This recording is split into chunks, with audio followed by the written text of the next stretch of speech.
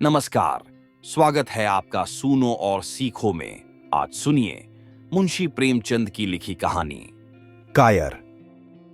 युवक का नाम केशव था, युवती का प्रेमा। दोनों एक ही कॉलेज के और एक ही क्लास के विद्यार्थी थे। केशव नए विचारों का युवक था, जात पात के बंधनों का विरोधी। प्रेमा पुराने संस्कारों की कायल थी, पुरानी मर्यादाओं और प्रथाओं में पूरा विश्वास रखने वाली। लेकिन फिर भी दोनों में गाढ़ा प्रेम हो गया था और यह बात सारे कॉलेज में मशहूर थी। केशव ब्राह्मण होकर भी वैश्य कन्या प्रेमा से विवाह करके अपना जीवन सार्थक करना चाहता था। उसे अपने माता पिता की परवाह न थी, कुल मर्यादा का विचार भी उसे स्वांग सा लगता था। उसके लिए सत्य कोई वस्तु थी तो प्रेम थी, किंतु प्रेमा के लिए माता पिता और कुल परिवार के आदेश के विरुद्ध एक कदम बढ़ाना भी असंभव था। संध्या का समय है। विक्टोरिया पार्क के एक निर्जन स्थान में दोनों आमने सामने हरियाली पर बैठे हुए हैं। सैर करने वाले एक एक करके विदा हो गए, किंतु ये दोनों अभी वहीं बैठे हुए हैं। उनमें एक ऐसा प्रसंग छिड़ा हुआ है जो किसी तरह समाप्त नहीं होता। केशव ने झुंझला कर कहा, इसका यह अर्थ है कि तुम्हें मेरी परवाह नहीं है। प्रेमा ने उसको शांत करने की चेष्टा करके कहा, तुम मेरे साथ अन्याय कर रहे हो केशव, लेकिन मैं इस विषय को माता पिता के सामने कैसे छेड़ूं, ये मेरी समझ में नहीं आता। वे लोग पुरानी रूढ़ियों के भक्त हैं। मेरी तरफ से कोई ऐसी बात सुनकर मन में जो जो शंकाएं होंगी, उनकी तुम कल्पना कर सकते हो। केशव ने उग्र भाव से पूछा, तो तुम भी उन्हीं पुरानी रूढ़ियों की गुलाम हो? प्रेमा ने अपनी बड़ी बड़ी आंखों में मृदु स्नेह भरकर कहा, नहीं, मैं उनकी गुलाम नहीं हूं, लेकिन माता पिता की इच्छा मेरे लिए और सब चीजों से अधिक मान्य है। तुम्हारा व्यक्तित्व कुछ नहीं है, ऐसा ही समझ लो। मैं तो समझता था कि ये ढकोसले मूर्खों के लिए ही हैं, लेकिन अब मालूम हुआ कि तुम जैसी विदुषियाओं भी उनकी पूजा करती हैं। जब मैं तुम्हारे लिए संसार को छोड़ने को तैयार हूं तो तुमसे भी यही आशा करता हूं। प्रेमा ने मन में सोचा, मेरा अपनी देह पर क्या अधिकार है? जिन माता पिता ने अपने रक्त से मेरी सृष्टि की है और अपने स्नेह से उसे पाला है, उनकी मर्जी के खिलाफ कोई काम करने का उसे कोई हक नहीं। उसने दीनता के साथ केशव से कहा, क्या प्रेम स्त्री और पुरुष के रूप ही में रह सकता है, मैत्री के रूप में नहीं? मैं तो आत्मा का बंधन समझती हूं। केशव ने कठोर भाव से कहा, इन दार्शनिक विचारों से तुम मुझे पागल कर दोगी प्रेमा। बस इतना ही समझ लो, मैं निराश होकर जिंदा नहीं रह सकता। मैं प्रत्यक्षवादी हूं और कल्पनाओं के संसार में प्रत्यक्ष का आनंद उठाना मेरे लिए असंभव है। यह कहकर उसने प्रेमा का हाथ पकड़कर अपनी ओर खींचने की चेष्टा की। प्रेमा ने झटके से हाथ छुड़ा लिया और बोली, नहीं केशव, मैं कह चुकी हूं कि मैं स्वतंत्र नहीं हूं। तुम मुझसे वह चीज न मांगो जिस पर मेरा कोई अधिकार नहीं है। केशव को अगर प्रेमा ने कठोर शब्द कहे होते तो भी उसे इतना दुख न हुआ होता। एक क्षण तक वह मन मारे बैठा रहा, फिर उठकर निराशा भरे स्वर में बोला, जैसी तुम्हारी इच्छा। आहिस्ता आहिस्ता कदम सा उठाता हुआ वहां से चला गया। प्रेमा अब भी वहीं बैठी आंसू बहाती रही। रात को भोजन करके प्रेमा जब अपनी मां के साथ लेटी तो उसकी आंखों में नींद न थी। केशव ने उसे एक ऐसी बात कह दी थी जो चंचल पानी में पड़ने वाली छाया की तरह उसके दिल पर छाई हुई थी। प्रतिक्षण उसका रूप बदलता था, वह उसे स्थिर न कर सकती थी। माता से इस विषय में कुछ कहे तो कैसे, लज्जा मुंह बंद कर देती थी। उसने सोचा, अगर केशव के साथ मेरा विवाह न हुआ तो उस समय मेरा क्या कर्तव्य होगा? अगर केशव ने कुछ उद्दंडता कर डाली तो मेरे लिए संसार में फिर क्या रह जाएगा? लेकिन मेरा बस ही क्या है? इन भांति भांति के विचारों में एक बात जो उसके मन में निश्चित हुई वह यह थी कि केशव के सिवा वह और किसी से विवाह न करेगी। उसकी माता ने पूछा, क्या तुझे अब तक नींद न आई? मैंने तुझसे कितनी बार कहा कि थोड़ा बहुत घर का कामकाज किया कर, लेकिन तुझे किताबों से ही फुर्सत नहीं मिलती। 4 दिन में तू पराये घर जाएगी, कौन जाने कैसा घर मिले। अगर कुछ काम करने की आदत न रही तो कैसे बाह होगा? प्रेमा ने भोलेपन से कहा, मैं पराये घर जाऊंगी ही क्यों? माता ने मुस्कुराकर कहा, लड़कियों के लिए यही तो सबसे बड़ी विपत्ति है बेटी। माँ बाप की गोद में पलकर ज्यों ही सयानी हुई दूसरों की हो जाती है। अगर अच्छे प्राणी मिले तो जीवन आराम से कट गया, नहीं रो रो कर दिन काटना पड़ा। सब कुछ भाग्य के अधीन है। अपनी बिरादरी में तो मुझे कोई घर नहीं भाता, कहीं लड़कियों का आदर नहीं, लेकिन करना तो बिरादरी में ही पड़ेगा। न जाने ये जात पात का बंधन कब टूटेगा। प्रेमा डरते डरते बोली, कहीं कहीं तो बिरादरी के बाहर भी विवाह होने लगे हैं। उसने कहने को कह दिया, लेकिन उसका हृदय कांप रहा था कि माताजी कुछ भांप न जाईं। माता ने विस्मय के साथ पूछा, क्या हिंदुओं में ऐसा हुआ है? फिर उसने आप ही आप उस प्रश्न का जवाब भी दिया, और 2-4 जगह ऐसा हो भी गया तो उससे क्या होता है। प्रेमा ने इसका कुछ जवाब न दिया। भय हुआ कि माता कहीं उसका आशय समझ न जाए। उसका भविष्य एक अंधेरी खाई की तरह उसके सामने मुंह खोले खड़ा था, मानो उसे निगल जाएगा। उसे न जाने कब नींद आ गई। प्रातःकाल प्रेमा सोकर उठी तो उसके मन में एक विचित्र साहस का उदय हो गया था। सभी महत्वपूर्ण फैसले हम आकस्मिक रूप से कर लिया करते हैं, मानो कोई दैवी शक्ति हमें उनकी ओर खींच ले जाती है। वही हालत प्रेमा की थी। कल तक वह माता पिता के निर्णय को मान्य समझती थी, पर संकट को सामने देखकर उसमें उस वायु की हिम्मत पैदा हो गई थी जिसके सामने कोई पर्वत आ गया हो। वही मंद वायु प्रबल वेग से पर्वत के मस्तक पर चढ़ जाती है और उसे कुचलती हुई दूसरी तरफ जा पहुंचती है। प्रेमा मन में सोच रही थी, मानो यह देह माता पिता की है, किंतु आत्मा तो मेरी है। मेरी आत्मा को जो कुछ भुगतना पड़ेगा वह इसी देह से तो भुगतना पड़ेगा। अब वह इस विषय में संकोच करना अनुचित ही नहीं, घातक समझ रही थी। अपने जीवन को क्यों एक झूठे सम्मान पर बलिदान करे। उसने सोचा, विवाह का आधार अगर प्रेम न हो तो वह देह का विक्रय है।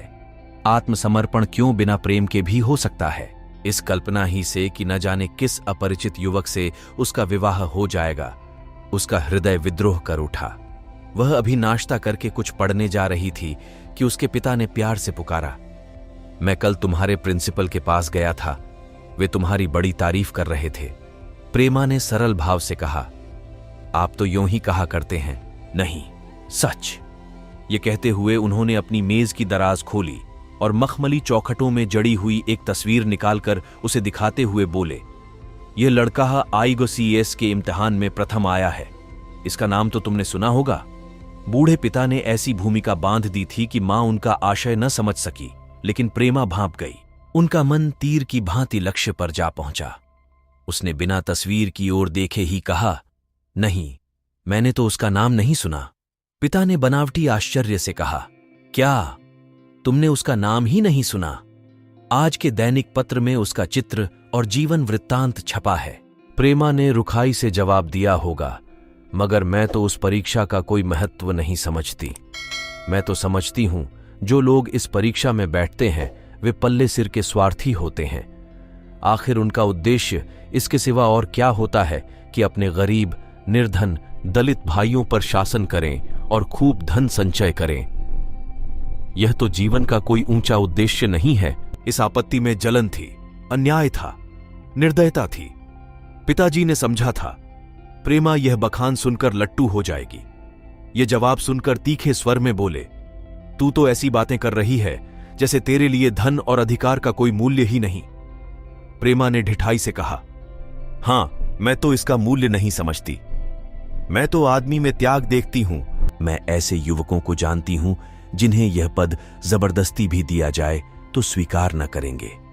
पिता ने उपहास के ढंग से कहा, यह तो आज मैंने नई बात सुनी। मैं तो देखता हूं कि छोटी छोटी नौकरियों के लिए लोग मारे मारे फिरते हैं। मैं जरा उस लड़के की सूरत देखना चाहता हूं जिसमें इतना त्याग हो। मैं तो उसकी पूजा करूंगा। शायद किसी दूसरे अवसर पर यह शब्द सुनकर प्रेमा लज्जा से सिर झुका लेती, पर इस समय उसकी दशा उस सिपाही की सी थी जिसके पीछे गहरी खाई हो। आगे बढ़ने के सिवा उसके लिए और कोई मार्ग न था। अपने आवेश को संयम से दबाती हुई, आंखों में विद्रोह भरे, वह अपने कमरे में गई और केशव के कई चित्रों में से वह एक चित्र चुनकर लाई जो उसकी निगाह में सबसे खराब था और पिता के सामने रख दिया। बूढ़े पिताजी ने चित्र को उपेक्षा के भाव से देखना चाहा, लेकिन पहली दृष्टि ही में उसने उन्हें आकर्षित कर लिया। ऊंचा कद था और दुर्बल होने पर भी उसका गठन, स्वास्थ्य और संयम का परिचय दे रहा था। मुख पर प्रतिभा का तेज न था, पर विचारशीलता का कुछ ऐसा प्रतिबिंब था जो उसके मन में विश्वास पैदा करता था। उन्होंने उस चित्र की ओर देखते हुए पूछा, यह किसका चित्र है? प्रेमा ने संकोच से सिर झुकाकर कहा, ये मेरे ही क्लास में पढ़ते हैं, अपनी ही बिरादरी का है। प्रेमा की मुख मुद्रा धूमिल हो गई। इसी प्रश्न के उत्तर पर उसकी किस्मत का फैसला हो जाएगा। उसके मन में पछतावा हुआ कि व्यर्थ मैं इस चित्र को यहां लाई। उसमें एक क्षण के लिए जो दृढ़ता आई थी वह इस पैने प्रश्न के सामने कातर हो उठी। दबी हुई आवाज में बोली, जी नहीं, वह ब्राह्मण है। और यह कहने के साथ ही क्षुब्ध होकर कमरे से निकल गई, मानो यहां की वायु में उसका गला घुटा जा रहा हो और दीवार की आड़ में होकर रोने लगी। लाला जी को तो पहले ऐसा क्रोध आया कि प्रेमा को बुलाकर साफ साफ कह दें कि यह असंभव है। वे उसी गुस्से में दरवाजे तक आए, लेकिन प्रेमा को रोते देखकर नम्र हो गए। इस युवक के प्रति प्रेमा के मन में क्या भाव थे, यह उनसे छिपा न रहा। वे स्त्री शिक्षा के पूरे समर्थक थे, लेकिन इसके साथ ही कुल मर्यादा की रक्षा भी करना चाहते थे। अपनी ही जाति के सुयोग्य वर के लिए अपना सर्वस्व अर्पण कर सकते थे, लेकिन उस क्षेत्र के बाहर कुलीन से कुलीन और योग्य से योग्य वर की कल्पना भी उनके लिए असह्य थी। इससे बड़ा अपमान वे सोच ही न सकते थे। उन्होंने कठोर स्वर में कहा, आज से कॉलेज जाना बंद कर दो। अगर शिक्षा कुल मर्यादा को डुबोना ही सिखाती है तो कुशिक्षा है। प्रेमा ने कातर कंठ से कहा, परीक्षा तो समीप आ गई है। लाला जी ने दृढ़ता से कहा, आने दो। और फिर अपने कमरे में जाकर विचारों में डूब गए। 6 महीने गुजर गए। लाला जी ने घर में आकर पत्नी को एकांत में बुलाया और बोले, जहां तक मुझे मालूम है केशव बहुत ही सुशील और प्रतिभाशाली युवक है। मैं तो समझता हूं प्रेमा इस शोक में घुल घुल कर प्राण दे देगी। तुमने भी समझाया, मैंने भी समझाया, दूसरों ने भी समझाया, पर उस पर कोई असर ही नहीं होता। ऐसी दशा में हमारे लिए और क्या उपाय है? उनकी पत्नी ने चिंतित भाव से कहा, कर तो दोगे, लेकिन रहोगे कहां? न जाने कहां से यह कुलच्छनी मेरी कोख में आई। लाला जी ने भवें सिकोड़कर तिरस्कार के साथ कहा, यह तो 1000 दफा सुन चुका, लेकिन कुल मर्यादा के नाम को कहां तक रोए। चिड़िया का पर खोलकर यह आशा करना कि वह तुम्हारे आंगन में ही फुदकती रहेगी भ्रम है। मैंने इस पर ठंडे दिल से विचार किया है और इस नतीजे पर पहुंचा हूं कि हमें इस आपद धर्म को स्वीकार कर लेना ही चाहिए। कुल मर्यादा के नाम पर मैं प्रेमा की हत्या नहीं कर सकता। दुनिया हंसती हो हंसे, मगर वह जमाना बहुत जल्द आने वाला है जब ये सभी बंधन टूट जाएंगे। आज भी सैकड़ों विवाह जात पात के बंधनों को तोड़कर हो चुके हैं। अगर विवाह का उद्देश्य स्त्री और पुरुष का सुखमय जीवन है तो हम प्रेमा की उपेक्षा नहीं कर सकते हैं। वृद्धा ने क्षुब्ध होकर कहा, जब तुम्हारी यही इच्छा है तो मुझसे क्या पूछते हैं? लेकिन मैं कह देती हूं कि मैं इस विवाह के नजदीक न जाऊंगी, न कभी इस छोकरी का मुंह देखूंगी। समझ लूंगी जैसे और सब लड़के मर गए वैसे यह भी मर गई। तो फिर आखिर तुम क्या करने को कहती हो? क्यों नहीं उस लड़के से विवाह कर देते? उसमें क्या बुराई है? वह 2 साल में सिविल सर्विस पास करके आ जाएगा। केशव के पास क्या रखा है? बहुत होगा, किसी दफ्तर में क्लर्क हो जाएगा। और अगर प्रेमा प्राण हत्या कर ले तो कर ले। तुम तो उसे और शह देते हो। जब उसे हमारी परवाह नहीं है तो हम उसके लिए अपने नाम को क्यों कलंकित करें? प्राण हत्या करना कोई खेल नहीं है। यह सब धमकी है। मन घोड़ा है, जब तक उसे लगाम न दो पर हाथ भी न रखने देगा। जब उसके मन का यह हाल है तो कौन कहे केशव के साथ ही जिंदगी भर निबाह करेगी। जिस तरह आज उससे प्रेम है उसी तरह कल दूसरे से हो सकता है। तो क्या पत्ते पर अपना मांस बिकवाना चाहते हो? लाला जी ने स्त्री को प्रश्न सूचक दृष्टि से देखकर कहा, और अगर वह कल खुद जाकर केशव से विवाह कर ले तो तुम क्या कर लोगी? फिर तुम्हारी कितनी इज्जत रह जाएगी? वह चाहे संकोचवश या हम लोगों के लिहाज से यूं ही बैठी रहे, पर यदि जिद पर कमर बांध ले हम तुम कुछ नहीं कर सकते।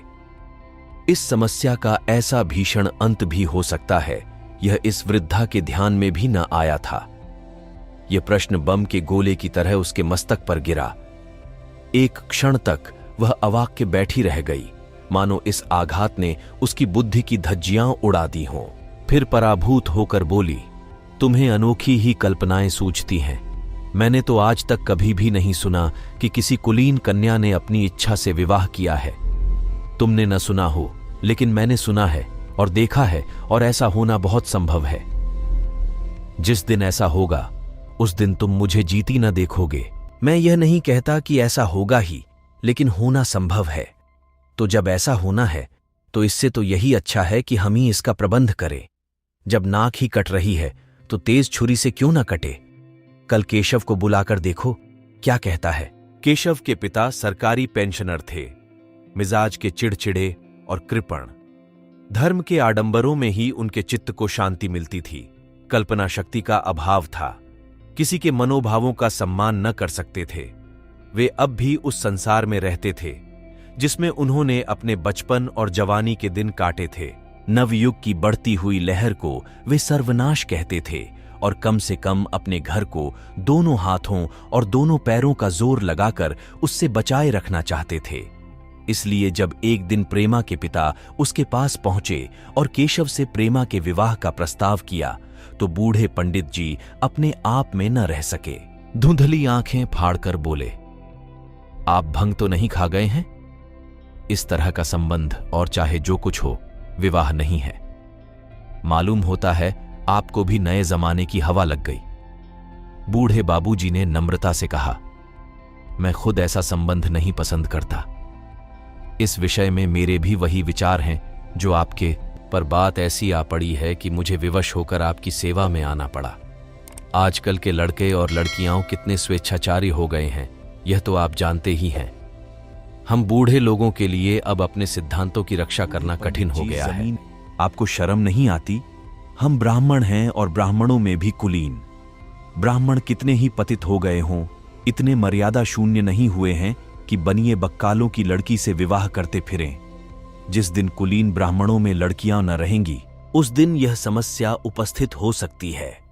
मैं कहता हूं, आपको मुझसे यह बात कहने का साहस कैसे हुआ? बूढ़े बाबूजी जितना ही दबते थे उतना ही पंडित जी बिगड़ते थे। यहां तक कि लाला जी अपना अपमान ज्यादा न सह सके और अपनी तकदीर को कोसते हुए चले गए। उसी वक्त केशव कॉलेज से आया। पंडित जी ने तुरंत उसे बुलाकर कठोर कंठ से कहा, मैंने सुना है तुमने किसी बनिए की लड़की से अपना विवाह कर लिया है। यह खबर कहां तक सही है? केशव ने अनजान बनकर पूछा। आपसे किसने कहा? किसी ने कहा। मैं पूछता हूं, यह बात ठीक है या नहीं? अगर ठीक है और तुमने अपनी मर्यादा को डुबाना निश्चय कर लिया है तो तुम्हारे लिए हमारे घर में कोई स्थान नहीं। तुम्हें मेरी कमाई का एक ढेला भी नहीं मिलता।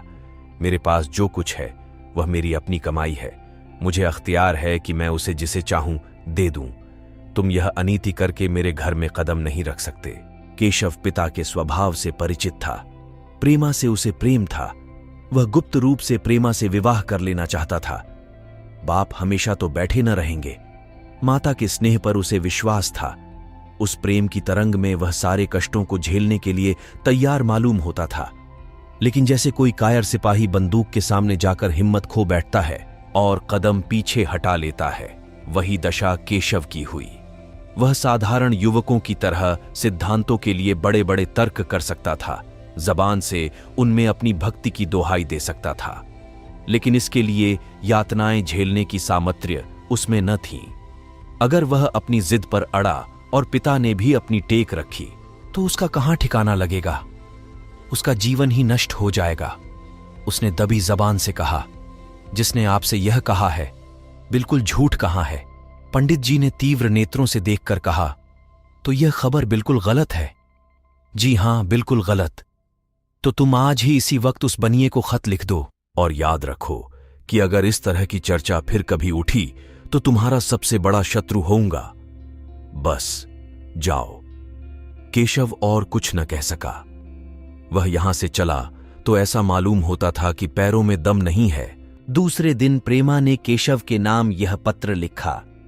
प्रिय केशव, तुम्हारे पूज्य पिताजी ने लाला जी के साथ जो अशिष्ट और अपमानजनक व्यवहार किया है उसका हाल सुनकर मेरे मन में बड़ी शंका उत्पन्न हो रही है। शायद उन्होंने तुम्हें भी डांट फटकार बताई होगी। ऐसी दशा में मैं तुम्हारा निश्चय सुनने के लिए विकल हो रही हूं। तुम्हारे साथ हर तरह का कष्ट झेलने को तैयार हूं। मुझे तुम्हारे पिताजी की संपत्ति का मोह नहीं है। मैं तो केवल तुम्हारा प्रेम चाहती हूं और उसी में प्रसन्न हूं। आज शाम को यहीं आकर भोजन करो। दादा और माँ दोनों तुमसे मिलने के लिए बहुत इच्छुक हैं। मैं वह स्वप्न देखने में मग्न हूं जब हम दोनों उस सूत्र में बंध जाएंगे जो टूटना नहीं जानता, जो बड़ी से बड़ी आपत्ति में भी अटूट रहता है। तुम्हारी प्रेमा। संध्या हो गई और इस पत्र का कोई जवाब ना आया। उसकी माता बार बार पूछती थी, केशव आए नहीं। बूढ़े लाला भी द्वार की ओर आंख लगाए बैठे थे। यहां तक कि रात के 9 बज गए, पर न तो केशव ही आए न उनका पत्र। प्रेमा के मन में भांति भांति के संकल्प विकल्प उठ रहे थे। कदाचित उन्हें पत्र लिखने का अवकाश न मिला होगा, या आज आने की फुर्सत न मिली होगी, कल अवश्य आ जाएंगे। केशव ने पहले उसके पास जो प्रेम पत्र लिखे थे उन सबको उसने फिर पढ़ा। उनके एक एक शब्द से कितना अनुराग टपक रहा था, उनमें कितना कंपन था, कितनी विकलता, कितनी तीव्र आकांक्षा। फिर उसे केशव के वे वाक्य याद आए जो उसने सैकड़ों ही बार कहे थे। कितनी बार वह उसके सामने रोया था। इतने प्रमाणों के होते हुए निराशा के लिए कहां स्थान था, मगर फिर भी सारी रात उसका मन जैसे सूली पर टंगा रहा। प्राकाल केशव का जवाब आया। प्रेमा ने कांपते हुए हाथों से पत्र लेकर पढ़ा। पत्र हाथ से गिर गया। ऐसा जान पड़ा मानो उसकी देह का रक्त स्थिर हो गया हो। लिखा था, मैं बड़े संकट में हूं कि तुम्हें क्या जवाब दूं। मैंने इधर इस समस्या पर खूब ठंडे दिल से विचार किया है और इस नतीजे पर पहुंचा हूं कि वर्तमान दशाओं में मेरे लिए पिता की आज्ञा की उपेक्षा करना दुस्सह है। मुझे कायर न समझना। मैं स्वार्थी भी नहीं हूं, लेकिन मेरे सामने जो बाधाएं हैं उन पर विजय पाने की शक्ति मुझमें नहीं है। पुरानी बातों को भूल जाओ। उस समय मैंने इन बाधाओं की कल्पना न की थी। प्रेमा ने एक लंबी, गहरी, जलती हुई सांस खींची और उस खत को फाड़कर फेंक दिया। उसकी आंखों से अश्रुधार बहने लगी। जिस केशव को उसने अपने अंतकरण से वर लिया था, वह इतना निष्ठुर हो जाएगा, इसकी उसको रत्ती भर भी आशा न थी। ऐसा मालूम पड़ा मानो अब तक वह कोई सुनहला स्वप्न देख रही थी, पर आंख खुलने पर वह सब कुछ अदृश्य हो गया। जीवन में जब आशा ही लुप्त हो गई, तो अब अंधकार के सिवा और क्या रहा। अपने हृदय की सारी संपत्ति लगाकर उसने एक नाव लदवाई थी। वह नाव जलमग्न हो गई। अब दूसरी नाव कौन वहां से लदवाए। अगर वह नाव टूटी है तो उसके साथ वह भी डूब जाएगी। माता ने पूछा, क्या केशव का पत्र है? प्रेमा ने भूमि की ओर ताकते हुए कहा, हां, उनकी तबीयत अच्छी नहीं है। इसके सिवा वह और क्या कहे। केशव की निष्ठुरता और बेवफाई का समाचार कहकर लज्जित होने का साहस उसमें न था। दिन भर वह घर के काम धंधों में लगी रही, मानो उसे कोई चिंता ही नहीं है। रात को उसने सबको भोजन कराया, खुद भी भोजन किया और बड़ी देर हारमोनियम पर गाती रही। मगर सबेरा हुआ तो उसके कमरे में उसकी लाश पड़ी हुई थी। प्रभात की सुनहरी किरणें उसके पीले मुख को जीवन की आभा प्रदान कर रही थीं। आप सुन रहे थे मुंशी प्रेमचंद की लिखी कहानी कायर।